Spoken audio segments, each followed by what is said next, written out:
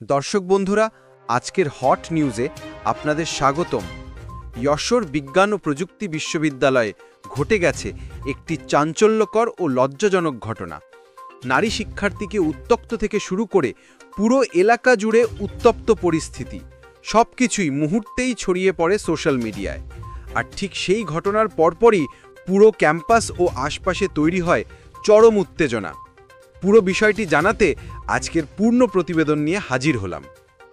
এই ঘটনার দুদিন পর আজ বুধবার সকালে বিশ্ববিদ্যালয়ের proctor professor doctor Mohammad Omar Faruk শ্লীলতাহানির অভিযোগে আনুষ্ঠানিক মামলা করেন কোতোয়ালি থানায়। মামলার পর পুলিশের দ্রুত অভিযান। ওসি আবুল হাসনাত জানিয়েছেন, মামলা দায়েরের পরপরই পুলিশ অভিযান চালায় এবং দুপুরের মধ্যে অভিযুক্ত দোকানদার মনায়েন হোসেনকে গ্রেপ্তার করতে সক্ষম হয়। তার বিরুদ্ধে শ্লীলতাহানি ও উত্ত্যক্ত করার অভিযোগ আনা হয়েছে। বিকেলে তাকে আদালতে সোপর্দ করা হলে বিচারক তাকে কারাগারে পাঠানোর নির্দেশ দেন।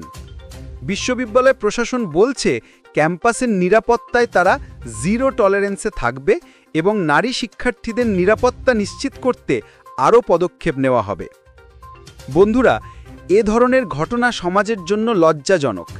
নারী শিক্ষার্থীরা নিরাপদ না হলে একটি শিক্ষাঙ্গন কখনোই পূর্ণাঙ্গ হতে পারে না।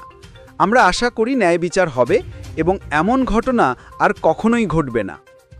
যদি আপনি ন্যায় বিচার চান, যদি আপনি বিশ্ববিদ্যালয় পরিবেশ সুরক্ষিত দেখতে চান, তাহলে ভিডিওটি লাইক করুন, আপনার মতামত কমেন্টে জানান। আর প্রতিদিনের হট ও ব্রেকিং নিউজ পেতে আজই সাবস্ক্রাইব করুন আমাদের চ্যানেল আজকের হট নিউজ।